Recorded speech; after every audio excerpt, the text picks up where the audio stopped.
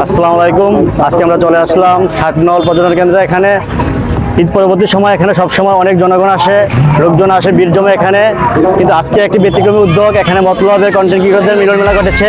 এখানে দূর দূরান্ত থেকে প্রচুর লোক এসেছে এই মিলন মেলাকে উপভোগ করার জন্য। আমাদের সঙ্গে থাকুন, দেখতে থাকুন আজকের এই মিলন মেলা। এখন আমরা আস্তে আস্তে ভিতরের দিকে যাচ্ছি।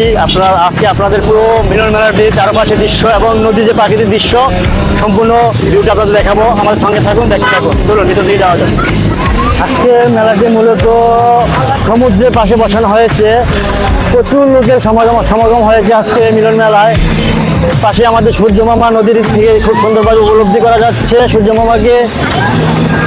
দেখুন প্রচুর লোক, চারিদিকে লক্ষ লক্ষ লোকের সমবেত হয়েছে আজকে এই মিলন মেলায়।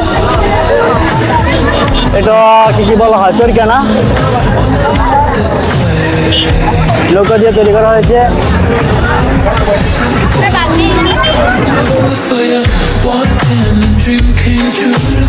তো চারিদিকে অসংখ্য স্ট্রিট ফুড রয়েছে, যে যার যার মতো খাচ্ছে। তবে স্ট্রিট ফুড দেহের জন্য খুবই ক্ষতিকারক, এটা আমি জানি, আপনারা জানেন। তবু কিছুই করার নেই, মনকে মানানো সম্ভব নয়, তাই সবাই খাচ্ছে। আমি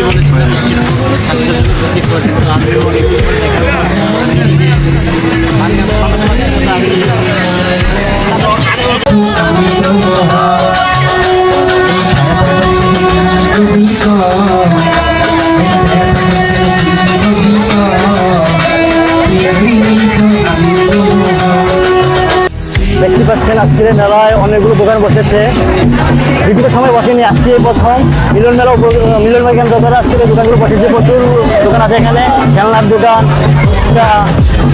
অ্যান্ড অনেক দোকান আছে। দেখতে পাচ্ছেন মেয়েদের অনেক প্রয়োজনীয় জিনিস এখানে চলে আসছে।